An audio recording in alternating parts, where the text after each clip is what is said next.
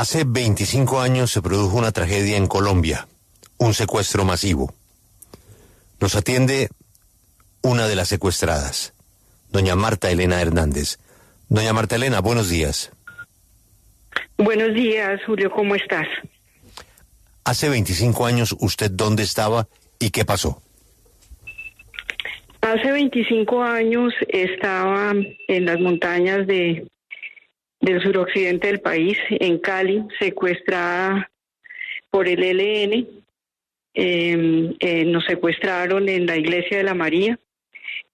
A mí particularmente quedamos secuestrados mi marido, dos de mis hijas y yo, además de otras personas. Mi hija chiquita tenía 5 años y medio, mi otra hija tenía 15, yo tenía 43 años, mi marido 46. ¿Cuánto tiempo duraron secuestrados? Mis hijas las negocié en la montaña con los guerrilleros el primer día. Pudieron llegar a la tercera brigada del ejército en la noche. Yo estuve cerca de 30 días secuestrada, donde nos hicieron una liberación, donde nos entregaron a unas personalidades de Schmidt-Bauer de Alemania, y otras personalidades acá de Colombia, y mi marido estuvo cerca de 6 meses secuestrado. ¿Cuántas personas inicialmente fueron las secuestradas? Cerca de 170 personas. Nos sacaron en camiones. Uh-huh. Sí, ¿y cuántas al final terminaron? La que más duró tiempo de secuestrada, ¿cuánto duró? 6 meses. La última fue liberada el 11 de diciembre del año 1999. Sí. ¿Esas liberaciones todas se produjeron pagando? Es correcto, Julio. Las lentejas siempre se pagan de una u otra manera, ¿no? Allí, digamos, no hay forma que no se pague.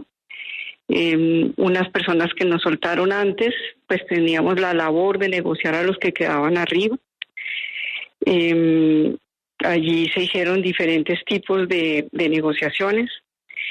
Yo, por mi formación, digamos, desde el colegio, pues he sido una persona que hablo, que trataba de encontrar el por qué estábamos arriba. Y en ese encontrada del por qué y cómo, pues yo siempre tuve el discurso de que había que ser consecuente entre el decir y el hacer. Ese fue mi cuestionamiento a la guerrilla.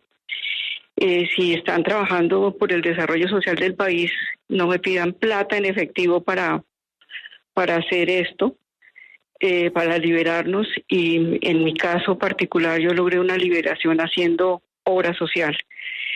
Me costó mi patrimonio, me tocó entregar mi casa para poder cumplir, pero al final del día, pues no entregué dinero para armas. Entregué una emisora de radio para la comunidad. ¿Qué pasó con su vida? ¿Qué ha pasado en estos últimos 25 años de su vida? Julio, creo que ha sido un gran aprendizaje, no solamente para mí, sino para mis hijas. No es una situación fácil estar secuestrado.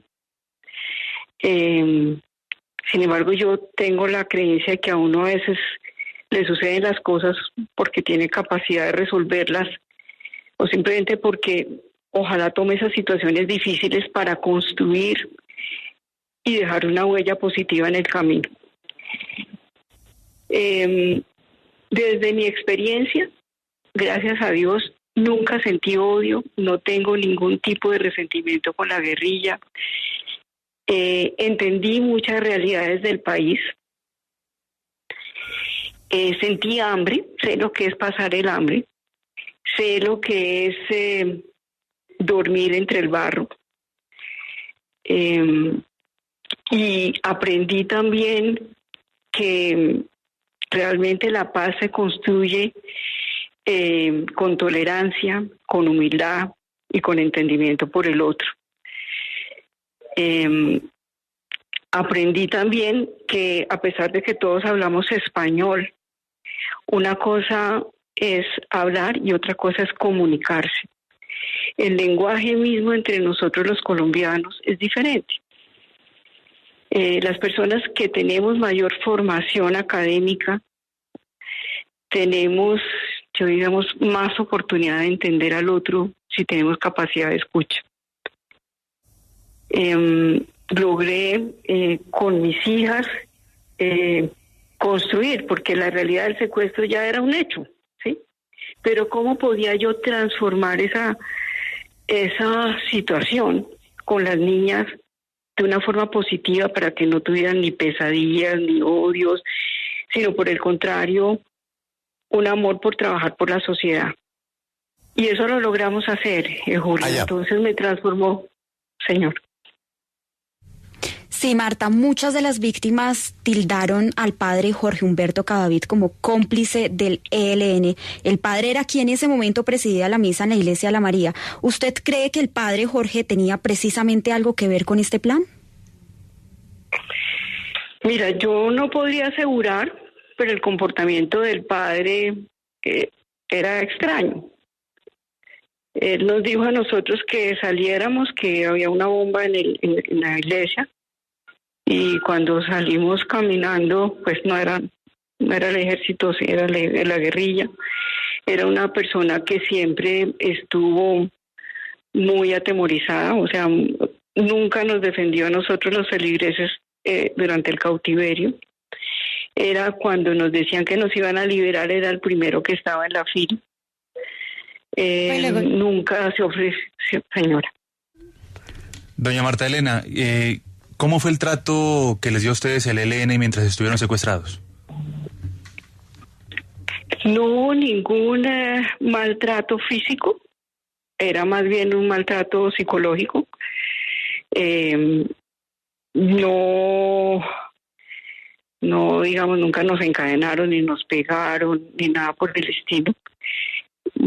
Como les digo, vivíamos en condiciones muy difíciles para nosotros. Pero también tenía uno la experiencia que alguna vez que yo estaba llorando, porque me han llegado unas cartas de la Cruz Roja de mis hijas, uno de los guerrilleritos, porque había menores, había muchachitos de 13 y 14 años que no sabían leer ni escribir. Me preguntó, ¿y por qué usted llora? Y yo le dije, pues porque me hace falta mi familia. Y me dice, es que no entiendo, porque yo nunca he tenido familia. O sea, es difícil, o sea, no hay un buen trato psicológico porque te amenazan, porque te sacan la granada, porque te sacan la ametralladora, porque te sientes cautivado, porque te ponen un guerrillero cada 5 personas. Eso evidentemente lo agrede a uno como persona. Maltrato físico no hubo. Sí, doña Marta, el ELN en este momento está en un proceso de negociación con el gobierno, sin embargo, pues ellos todavía no han querido dejar el secuestro completamente porque están haciendo una serie de exigencias para poder dejar ese flagelo. Yo quisiera preguntarle si usted tiene confianza o respalda esa mesa así con esas condiciones que tenemos en este momento. Mira, han pasado 25 años desde el secuestro, pero cuando yo escucho las mismas palabras de hace 25 años. Sí, veo que no, pues el discurso es el mismo, es un discurso agresivo. Yo siempre he creído en la paz, he querido contribuir con la paz. Me parece que hay un elemento complejo que es el narcotráfico en este momento dentro de la guerrilla. Me parece que se ha perdido bastante el concepto social. Tú sabes que el ELN nace como una inquietud en la Iglesia Católica. El cura Torres, había un origen católico allí, religioso. Yo hoy en día no lo siento que esté así. Sí, señora Marta, usted aprendió a perdonar, pero ¿qué ha pasado con sus hijas? Entiendo que estaban muy pequeñas cuando ocurrió el secuestro, pero ¿qué le dicen ellas de lo ocurrido o cómo lo viven ellas ahora? Mira, ellas aprendieron a perdonar. Y digamos, ahí está el rol de uno como papá en la formación de los niños. Y Al principio mi hija chiquita quería ser presidente de la República, estudió Derecho, sin embargo ya no quiere ser presidente de la República, porque ellas sueñan con hacer transformación, ¿sí? Hay una de ellas que lleva 12 años trabajando en talento humano, adora ese tema social. Yo he trabajado, por ejemplo, con temas de sindicatos, hemos hecho unas mesas interesantes, sin agresión. Entonces creo que estas niñas son unas niñas que viven en paz, alegres, creen en el país y creen en ayudar a los demás. Señora Marta, usted nos habla precisamente de sus hijas, pero cuéntenos de su esposo. ¿Qué pasó con él? Nos lo mencionaba al principio de que él fue liberado posteriormente. ¿Qué pasó con él luego? Bueno, mi marido le tocó más pesado que a mí, pues obviamente estuvo más tiempo, bajó cerca de 24 kilos, porque realmente se pasa hambre, eso es así.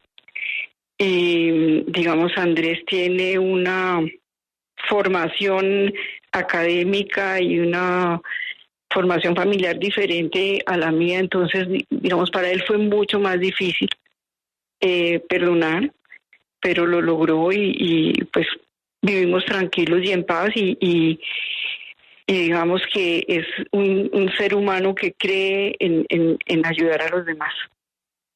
Doña Marta, hace algunos años hubo encuentros entre la comisión, varios encuentros entre la Comisión de la Verdad para hablar sobre precisamente los secuestros en el Valle del Cauca. ¿A usted la invitaron a participar de alguna forma para escuchar su versión o para aportar a la verdad? No, señora, nunca. Me llama la atención algo de lo que usted relata, señora Marta, y es frente a el padre Jorge Humberto Cadavid cuando estaban secuestrados.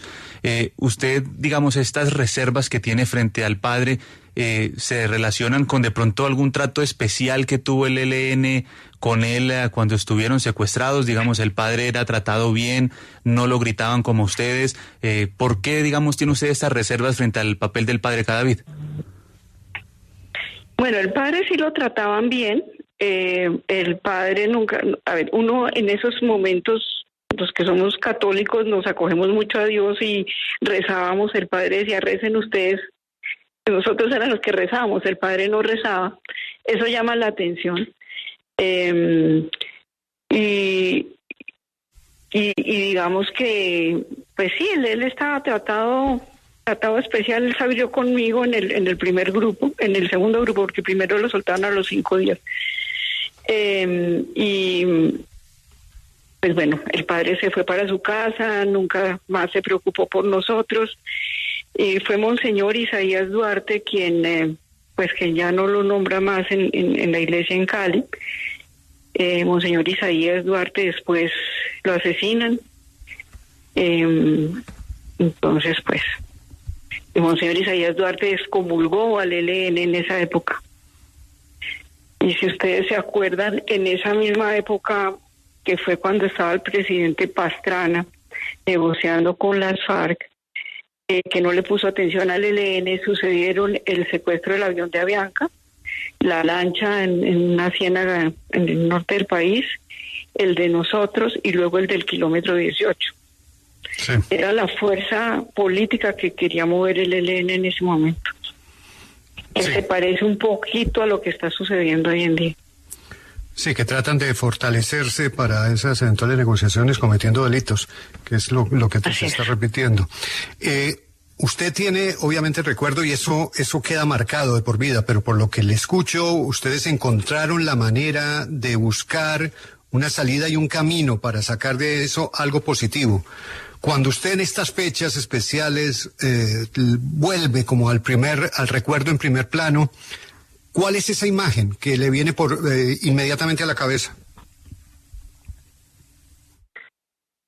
Cuando en el primer día yo le digo a la guerrilla que no tiene sentido que una niña de 5 años y medio y una de 15 estén caminando por el monte, que las dejemos libres y que me lleven a mí, pues que sigamos conmigo y con otra niña que estaba allí conmigo.